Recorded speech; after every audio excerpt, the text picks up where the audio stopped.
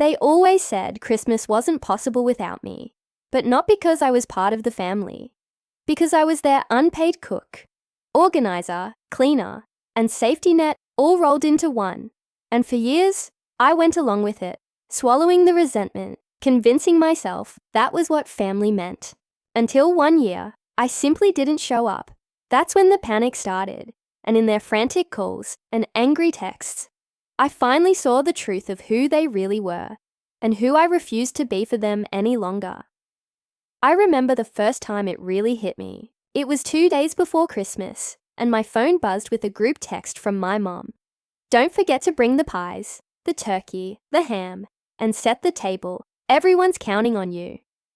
No please, no thank you, just a list like I was their employee. My brother chimed in with, and don't burn the cookies this time. He thought he was being funny, but it stung because he'd never once lifted a finger in the kitchen. I sat there staring at my phone, realizing I was the one expected to leave work early, spend hundreds on groceries, cook for 30 people, and then clean up alone while the rest of them lounged on the couch watching football. The more I thought about it, the more I realized it wasn't love or tradition holding this family together. It was me being used, and for the first time in years, I wondered what would happen if I just stopped. I can still see that moment in my head so clearly. I was sitting at my kitchen table, coffee gone cold, staring at that group text on my phone. My mom had written out the list like it was some kind of military order. You'll bring the pies, the turkey, the ham, the stuffing, the rolls, the cookies. Don't forget to pick up napkins. And make sure the house looks festive when you get here. I read it 3 times, and with each pass, my chest tightened. Not once did she ask if I even had time to do all of this. Not once did she ask if I could afford it or if I wanted to. My brother chimed in, trying to be funny with his little jab. And don't burn the cookies this time. Everyone laughed in the thread. Everyone except me. The truth was, I had spent 3 straight years paying for most of these dinners, out of my own pocket. I was the one rushing through grocery stores after work, arms aching with bags, spending hours in the kitchen until my back hurt, while the rest of them showed up empty-handed. They'd walk in with bottles of wine they probably grabbed on the way, or not even that, and expect a feast waiting for them, like it appeared out of thin air. Then, after everyone stuffed themselves, they'd retreat to the living room, sinking into couches, laughing, playing board games, watching football. And me? I'd be in the kitchen with my sleeves rolled up, scraping plates, loading the dishwasher, hand-washing pans too big to fit, cleaning countertops sticky with cranberry sauce. Sometimes I wouldn't even sit down to eat until the night was almost over, because there was always one more thing that needed to be done. And they never noticed. Or maybe they noticed, but they didn't care because it was convenient for them not to. I was the reliable one, the responsible one, the one who didn't mind. Except I did mind. I minded so much it made my stomach knot up.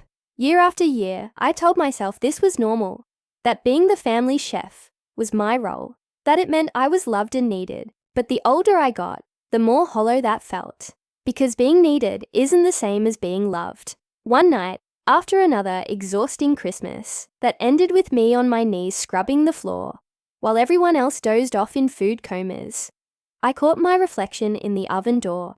My hair was frizzed from the steam, my mascara smudged, my hands red and raw from dish soap. I looked like a servant in my own family story, and that image stuck with me. So when the next December rolled around and those texts started pinging again, I felt something inside me snap. I scrolled back through years of photos on my phone. Every Christmas picture showed the same thing. My mom posing with my brother and his wife. My dad laughing with a drink in his hand. Cousins smiling by the tree. Where was I? Behind the camera, always. All blurry in the background, carrying trays. I was never part of the memory. Only the labor that made it possible. That realization broke something in me, but also lit a spark. I began to ask myself questions I'd never dared to before. What if I just didn't do it? What if I didn't buy the turkey, didn't bake the pies, didn't show up at all? Would the world end? Would Christmas collapse without me? Or would they finally realize how much they'd been taking for granted? For weeks, I wrestled with it. My guilt was heavy. Decades of being conditioned to put everyone else first made the thought of saying no feel selfish, almost cruel. But another voice inside me whispered, maybe the cruel thing was how they treated me. Year after year, by the time Christmas Eve came, I had made my decision. I wasn't going. I didn't announce it, didn't send a dramatic message. I just quietly kept my plans to myself. Instead of shopping for groceries, I bought myself a single bottle of wine and some takeout from my favorite little Thai place. Instead of hauling dishes and scrubbing pans, I lit a candle, curled up on my couch, and watched an old movie with my phone on silent. For the first time in years, I felt peace. I thought I'd feel guilty, but what I felt was relief. And then the phone started buzzing. First one call from my mom, then 3 more. Texts flooded in. Where are you? We're waiting. Did you forget the food? Then came the anger. You ruined Christmas. What are we supposed to eat? This is unbelievable. My brother wrote, seriously? You had one job. I stared at the screen, sipping my wine, realizing how every word they sent only proved what I had suspected all along. They didn't love me for me. They loved me for what I did for them. And for once, I didn't answer. The next morning, Christmas Day, I woke up to more than 30 missed calls and a dozen voicemails. My mom's voice shook with fury in one. Claire, do you have any idea what you've done? We had nothing to serve. Your father had to run to the store last minute and everything was gone. We ended up with frozen pizza on Christmas Eve. Do you understand how embarrassing that was? I sat there in bed listening, and for the first time I wasn't crying. I was smiling, because I could hear it between her words. Not sadness, not worry for me, just humiliation that her perfect image as hostess had cracked without me propping it up. Then my aunt left a message, voice dripping with guilt-tripping sweetness. Honey, we know you're busy, but family is about sacrifice. Everyone makes sacrifices. I nearly laughed out loud. Sacrifice? Easy for her to say when her idea of contributing was showing up with a bag of ice. My brother's wife sent the harshest one. Honestly, if you didn't want to help, you could have just said so instead of making us all starve. I pictured her sitting there in her new Christmas pajamas, nails perfectly done, while I was usually the one bent over a hot oven. Starve? They weren't starving. They just weren't feasting on my unpaid labor. By noon, the text took a new turn. They tried shame. Your nieces were so disappointed. Tradition matters. You've ruined Christmas memories for everyone. But then came the line that made everything crystal clear. My mom texted, without you, it all falls apart. And in that moment, I realized she thought it was an insult. But to me, it was freedom. Because if it all fell apart without me, then I wasn't just background. I was the whole structure. And if I walked away, maybe it deserved to collapse.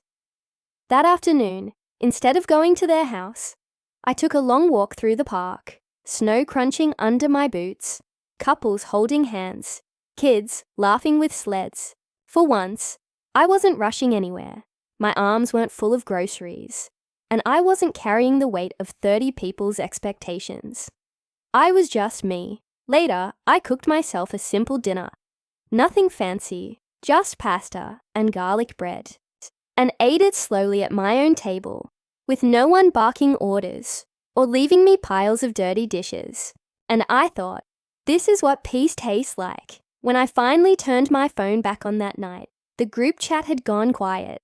Not because they understood, but because they were giving me the silent treatment, their favorite weapon. But I didn't crumble this time. Instead, I felt stronger. I knew the panic I had caused wasn't really about missing food. It was about them losing control of me. And once I tasted that freedom, there was no going back. In the days that followed, the silence stretched on, and I half expected someone to show up at my door.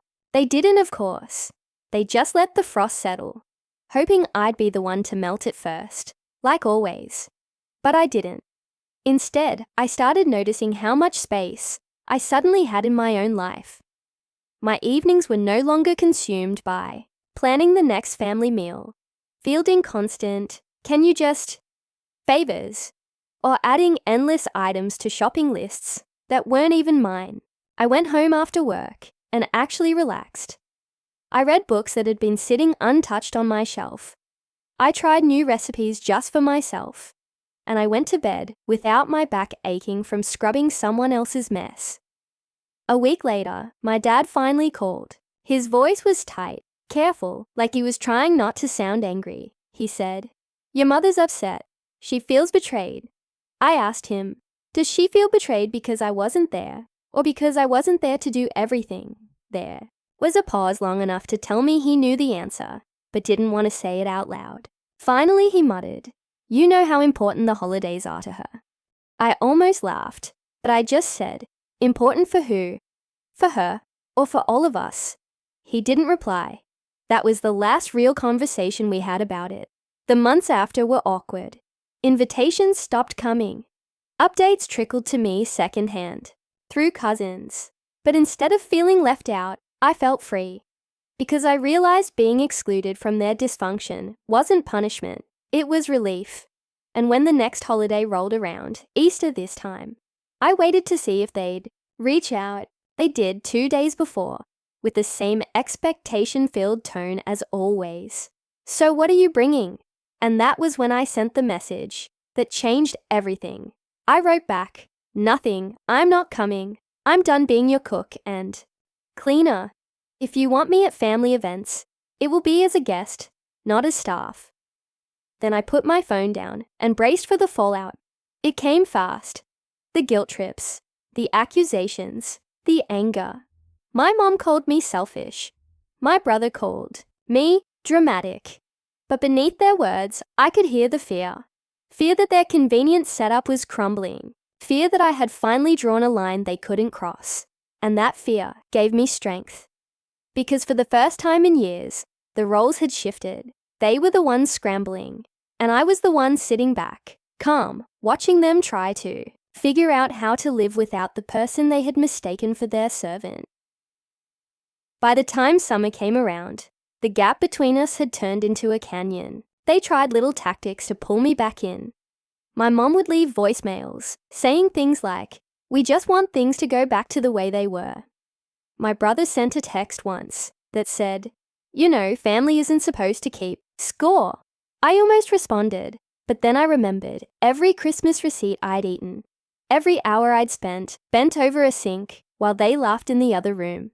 Keeping score was the only way to see the truth. The real shift came on the 4th of July. I hadn't been invited, of course, but my cousin posted photos on social media. There they all were. Paper plates, store-bought burgers, chips still in their plastic bags. My mum looked tired. My brother annoyed. My dad awkwardly manning a grill he'd never touched in his life. It was messy, unorganized, and honestly, exactly what a normal family gathering looks like when people share the work. But what struck me most was this. They were surviving without me, barely sure, but surviving. And suddenly the power they had over me dissolved. Because if they could figure it out when they had to, then all those years of relying on me weren't about inability. They were about entitlement. They didn't want to cook, so they made me cook. They didn't want to plan, so they made me plan. And the moment I stopped, the illusion cracked. I kept my distance after that, not out of spite, but out of self-preservation. I started building my own traditions. I hosted a small dinner for a couple of close friends, and for the first time, people actually offered to bring things, to clean, to share the work. I nearly cried when one friend stood up after dessert and said, "You sit, I'll get the dishes." That tiny gesture showed me what family is supposed to feel like. Not obligation, not exploitation, but care that goes both ways. When Thanksgiving rolled around, my family tried one last big push. They begged me to be reasonable, said the holidays didn't feel right without me. But I'd already seen the truth. I wasn't their holiday chef anymore. I wasn't their background labor. I was a person, and I had drawn a boundary they couldn't erase. And standing firm in that choice felt like the first real holiday gift I'd ever given myself. Thanksgiving that year was the real breaking point. A week before, my mum called me directly, her voice dripping with that mix of false sweetness and desperation. "Claire, it would mean so much if you'd just make the turkey. That's all we're asking this time." I almost laughed, because I'd heard that line before. That's all we're asking. Except I knew how it always played out. Once I agreed to the turkey, suddenly I was already in the kitchen anyway, so I might as well do the sides, then the pies, then clean up, because you know how your father is. It was never just one thing. It was never just the turkey.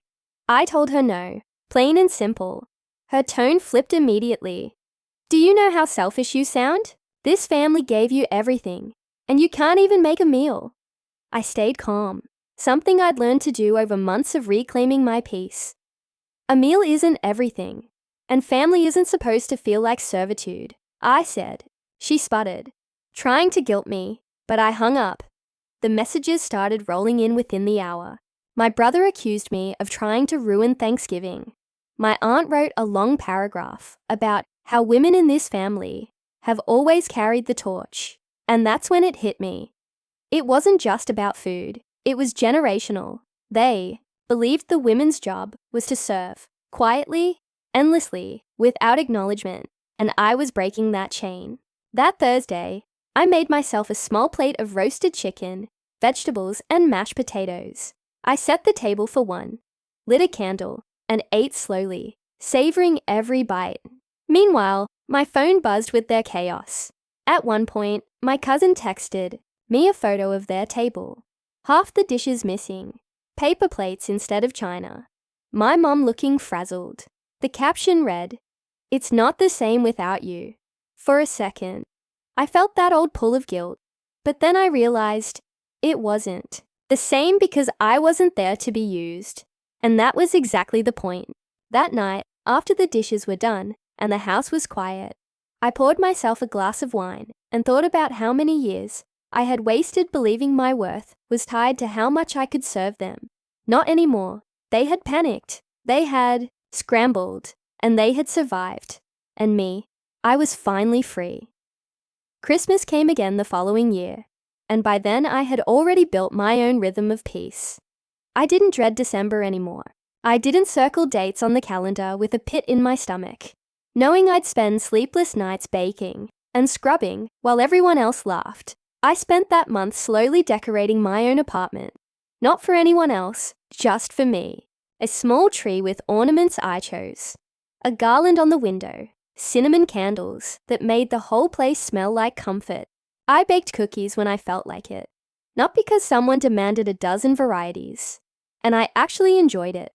On Christmas Eve, my phone started buzzing again. Same group chat. Same panic. My mom, "Claire, are you coming? We assumed you'd be here early with everything." My brother, "Don't mess around this year. Just tell us what time you'll be here." And then, as if the last 12 months hadn't happened, my aunt, "Don't forget the pies, honey." I stared at the messages, and a wave of disbelief hit me. They had learned nothing. After everything, after their chaos and embarrassment last year, they still thought I would cave, show up, and put myself back in chains. And for a moment, I wondered if maybe they were right. Maybe it would just be easier to give in. But then I looked around my living room. The twinkling lights, the warm glow of the candles, the plate of cookies cooling on the counter, the glass of wine in my hand. And I knew I'd never trade this peace again. So I didn't reply. Not a word. By midnight, the calls started. Angry voicemails, accusations of betrayal, claims that I was tearing the family apart. My brother actually shouted into the phone, "You're ruining Christmas for everyone." I sat back, sipping my wine, and thought, no, I'm saving Christmas for myself. Christmas morning, I bundled up and went for a walk through the quiet, snowy streets. Couples were carrying gifts. Kids were dragging sleds. Strangers smiled and wished me Merry Christmas. I realized something so simple, but so profound. The world was full of people who weren't screaming at me, who weren't using me, who weren't expecting me to break my back for their comfort. When I got home, I made pancakes, played holiday, music, and opened a single present I'd bought for myself. A cozy new blanket. I wrapped it around my shoulders and sat by the window, watching the snow fall. My phone lay silent on the table. I didn't touch it, not once, because I'd finally accepted a truth that took me years to learn. If the only role your family gives you is servitude, then walking away isn't cruel, it's survival. And maybe one day they'll see that. Or maybe they never will. But either way, I'm done sacrificing myself so they can play pretend. I gave them the gift they never expected, the gift of losing me, and I gave myself the gift I always needed: freedom. By spring, the silence had hardened into something permanent. They didn't reach out for my birthday, not even a token message. And instead of feeling crushed, I felt lighter. I'd spent my entire adult life chasing scraps of appreciation, waiting for someone in that family to look me in the eye and say, "Thank you, Claire. We see you. We love you." But it never came.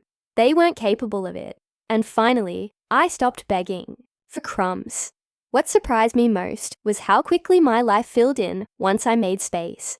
With no constant demands dragging me back into their orbit, I had the energy to nurture relationships that actually mattered. I grew closer to a coworker who invited me to her family's Sunday dinners. And for the first time, I was treated like a guest, not a laborer.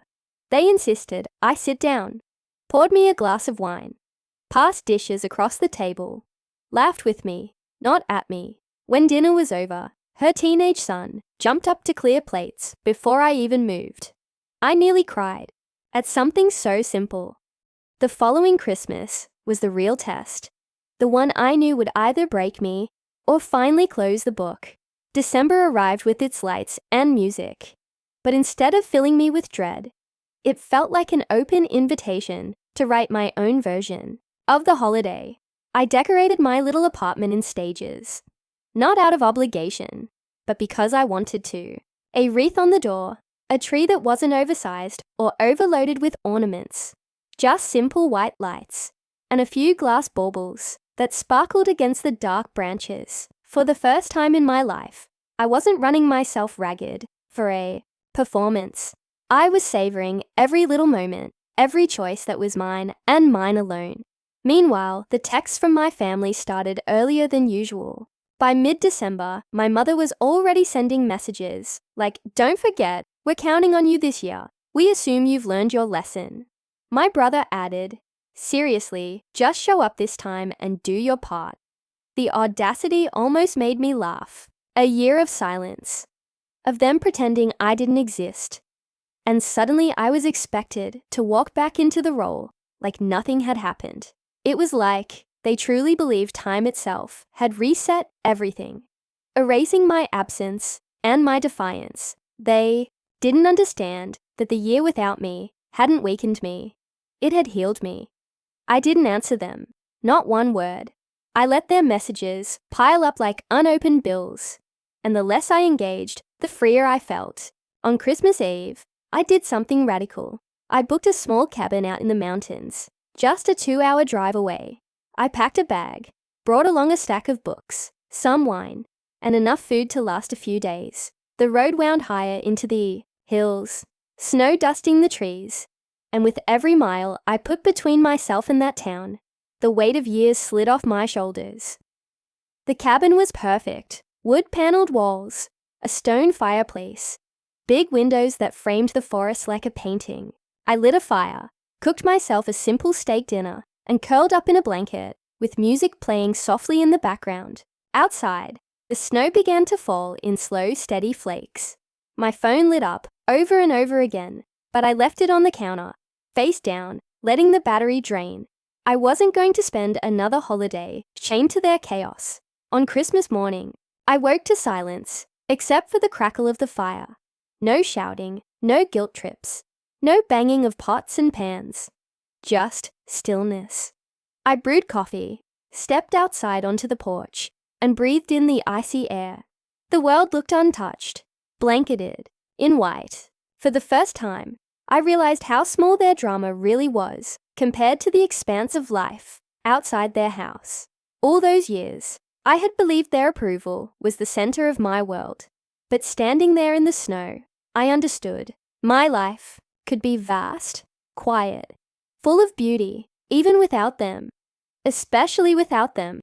Later that day, curiosity got the better of me, and I finally checked my phone. Dozens of messages, each more frantic than the last. Where are you? This is unforgivable. You're humiliating us again. And finally, the line that said everything. Without you, this family doesn't work.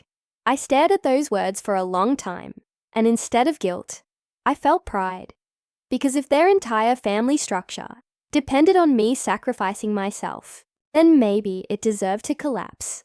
I closed the phone, tossed another log on the fire, and whispered to myself, it's not my job to hold them together.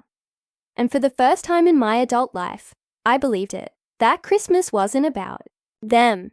It was about me, claiming back what they had taken for years. My time, my peace, my joy. And as the snow fell outside, I realized I hadn't lost a family. I had freed myself from one. The months after that mountain Christmas felt like I was walking through a new world, one I had never been allowed to step into before. I stopped waiting for their approval, stopped checking my phone on holidays, like some addict desperate for crumbs of attention. Instead, I started building rituals of my own. Sundays became my sanctuary.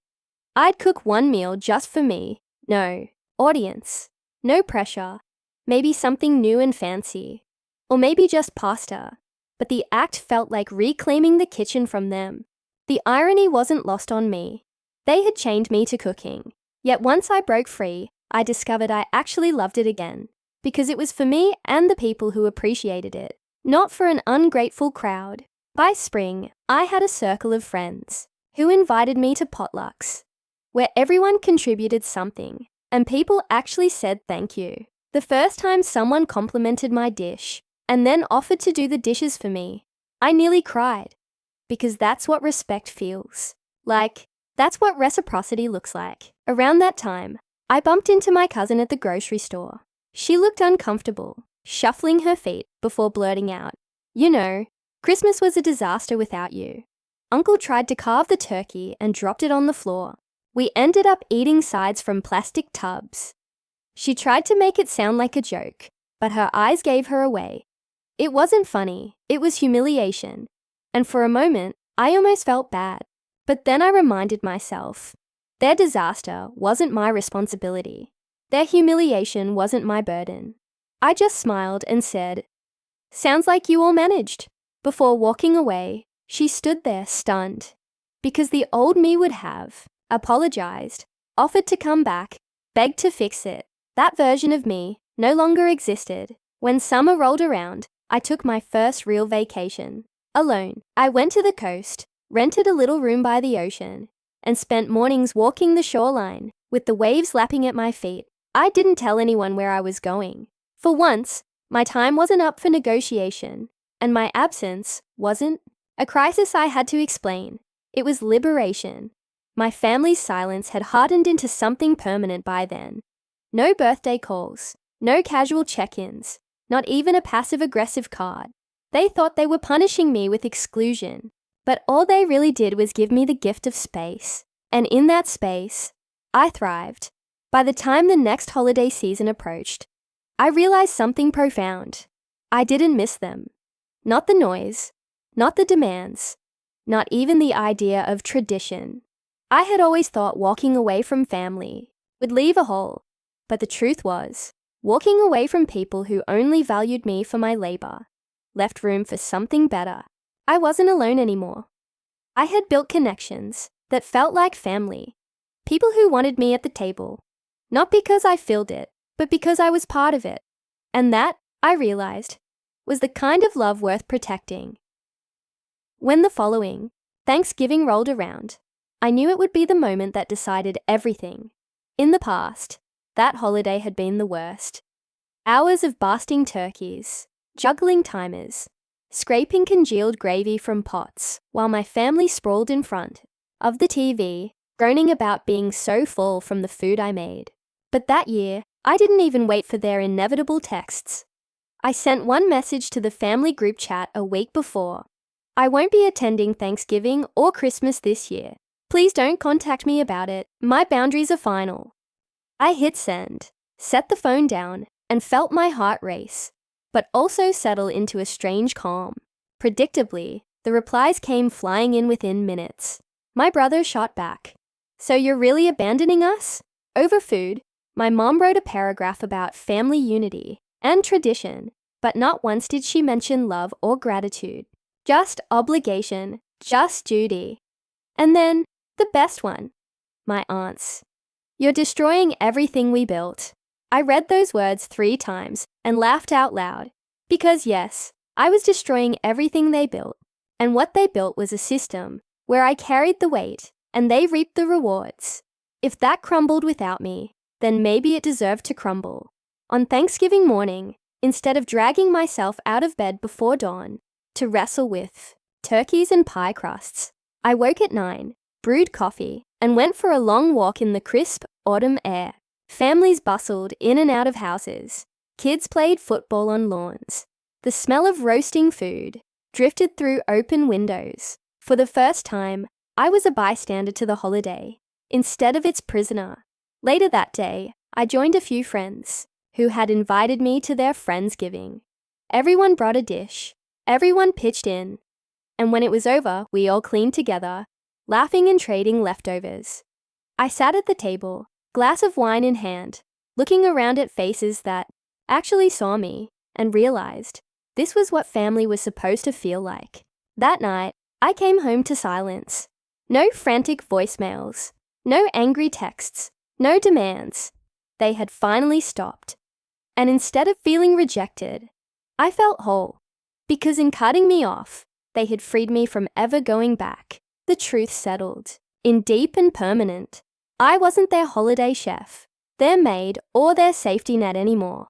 I was a woman who had learned that love without respect isn't love at all, and I would never again trade my peace for their comfort. By the time Christmas came that year, the quiet was no longer strange. It was mine. I decorated my apartment exactly the way I liked, with white lights and a small tree that didn't feel overwhelming. No one barked at me about getting the right ornaments or setting up the tablecloth my mother loved. I bought myself a few gifts, wrapped them carefully, and placed them under the tree, because why should I wait for someone else to give me permission to feel special? On Christmas Eve, while families across town were clattering around kitchens and snapping at each other over gravy lumps, I lit candles, poured a glass of red wine, and cooked a single beautiful dinner for myself. Lamb chops with rosemary, roasted vegetables, and chocolate mousse I had learned to make in that cooking class. It wasn't about feeding 30 mouths. It was about honoring myself. Later, I curled up by the window with my blanket and watched snow fall under the glow of street lamps. My phone lay face down on the counter, buzzing occasionally, but I didn't move to check it. I already knew what would be there: anger, guilt, blame, and I also knew none of it mattered anymore. The next morning, I woke to sunlight streaming through the curtains. Not exhaustion from a night in someone else's kitchen. I opened my gifts, laughed at the little trinkets I had chosen, and realized something so freeing. I didn't miss them. Not the noise, not the drama, not the suffocating weight of their expectations. Instead, I missed nothing. I had thought that cutting ties would leave me hollow, but what it left me with was space. Space I filled with peace, friends who actually cared, small traditions of my own that made me smile. Around noon, a friend dropped by with her 2 kids, carrying cookies they had baked. We drank hot chocolate. The kids played with the wrapping paper from my gifts. And when they left, she hugged me tight and whispered, "Merry Christmas, Claire. You deserve happiness." That sentence nearly undid me, because it was so simple, yet something my own family had never once said to me. That night, as I sat by the tree, with only the hum of holiday music in the background, I realized the truth that had taken me decades to understand.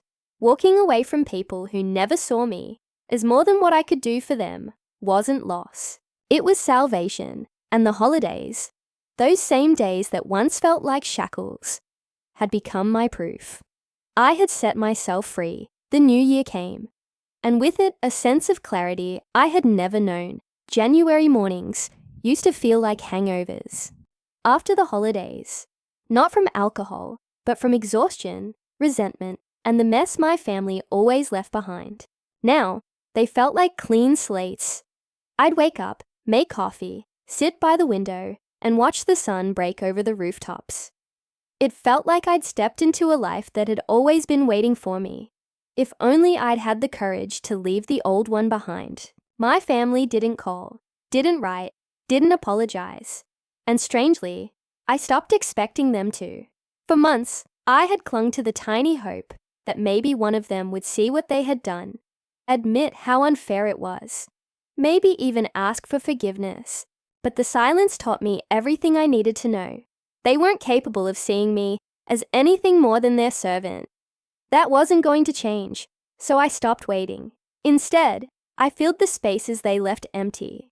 I joined a community garden where weekends were spent planting and laughing with strangers who quickly became friends. I learned how to paint, badly at first, but with joy, because no one was standing over my shoulder judging me. I traveled again that summer, this time with a small group tour through Europe, walking cobblestone streets and tasting foods I'd never cooked, let alone served. At every step, I felt myself growing lighter, stronger, more my own. Occasionally, I'd see a family in an airport or restaurant, the mother bent double serving everyone else, while no one lifted a finger, and a pang of recognition would hit me. That used to be me, but not anymore. The truth was settling deeper with each passing season. They hadn't lost me by accident. They had pushed me away through years of entitlement and disregard, and in losing me, they had lost the glue that held their perfect picture together. I knew, even if they never admitted it, that their holidays were emptier without me, and instead of that thought hurting, it comforted me, because it meant they finally had to face what I had known all along. I had never been invisible. I had just been unappreciated. Now, my life wasn't about proving my worth to them. It was about living it for myself. And as another holiday season began to creep closer on the calendar, I found myself no longer dreading it, no longer bracing for the texts or the guilt. I was curious. Curious about what peace could look like when you no longer flinch at the ghosts of old traditions. Curious about how it feels to spend December, not as a prisoner, but as a free woman who chose her own family in the world. By the time the next holiday season rolled around, I could feel how far I'd come. The first year away from them had been shaky. I'd second-guessed myself, fought guilt, wondered if maybe I'd gone too far. The second year had been a test, proving I could hold my boundary. But that third year, it felt like stepping into a new skin. November didn't feel like a countdown to servitude anymore. It felt like anticipation, not of chaos, but of freedom. My co-workers made plans for a holiday potluck and actually asked me, "Would you like to bring something?" The question itself floored me. Not, "You're in charge." Not a demand, but an invitation I could accept or decline. I chose to bring a dessert, something simple, and when people thanked me, when someone else handled the cleanup without hesitation, it struck me how deeply I'd been conditioned to expect the opposite. I realized my family's normal had never been normal at all. December came with snow, quiet evenings, and lights glowing softly in my little apartment. Friends dropped by with gifts and stories. And one night, my neighbor knocked just to leave me a plate of cookies she'd baked. Small kindnesses like that filled me up in ways my family's grand, noisy, demanding gatherings never had. And yet, there was still a ghost in the room. The part of me that remembered every December spent chained to their stove. Every pan scrubbed until my hands cracked. Sometimes I'd wake up in the night, heart racing, thinking I'd forgotten to thaw the turkey. Then I'd breathe, look around and remember that life was over. They hadn't called in months. The last message from my mother had been a short one after I told them not to reach out anymore. "One day you'll regret this."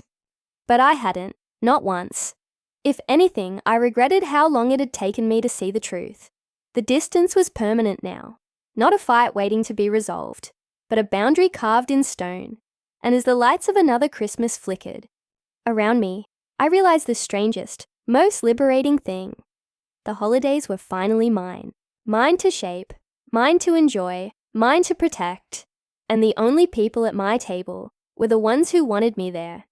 Not for what I could do, but for who I was. When the fourth Christmas without them arrived, I didn't even mark the date with dread. The calendar had once been a chain around my neck, each red-circled holiday, a warning of the exhaustion and resentment ahead. Now it was just another winter month, softened by lights in the windows of my neighbors, by the hum of carols drifting through shop doors, by the snow piling quietly on the sidewalks. I had built something new, piece by piece, and it was finally strong enough to hold me. That December, I hosted a dinner in my apartment. Not a feast for 30, not a production to keep up appearances. Just 6 people I loved and trusted, friends who had become my chosen family. We squeezed around my small table, balancing plates of roasted vegetables, chicken, warm bread, and desserts. Everyone had contributed. Laughter bounced off the walls. Stories flowed easily. And when the meal ended, no one disappeared into another room. We all stood together, washing dishes, drying them, putting them away, like the weight was shared instead of dumped on one pair of shoulders. I caught myself standing back for a moment, towel in hand, just watching the scene. It was so simple, so ordinary. Yet to me it was revolutionary. This was what togetherness was supposed to look like. Later that night, after everyone left, I sat by my tree, wrapped in the blanket I'd once gifted myself, and let the quiet settle. My phone was still and dark, tucked away in a drawer. I didn't even feel the urge to check it anymore. Their silence had become permanent, and instead of a wound, it had healed into a scar. A reminder of what I'd survived, and what I would never accept again. I thought about all the years I'd lost to their entitlement, the mornings I'd risen before dawn, the hundreds of dollars I'd spent on meals no one thanked me for, the aching back and raw hands, the tears shed in bathrooms while everyone else laughed in the other room. And then I thought about the woman I had become since I walked away. A woman who cooked for joy, not obligation. A woman who traveled, who painted, who laughed freely at tables where her presence was cherished. A woman who had learned the most painful, liberating truth. Family is not defined by blood, but by respect. As the fire crackled low and snow fell outside my window, I realized I wasn't angry anymore. I didn't need revenge. I didn't need them to wake up one day and admit what they'd done. The revenge was already written in the life I was living. Peaceful, full, mine. They had lost the person who held everything together, and I had gained the person I was always meant to be.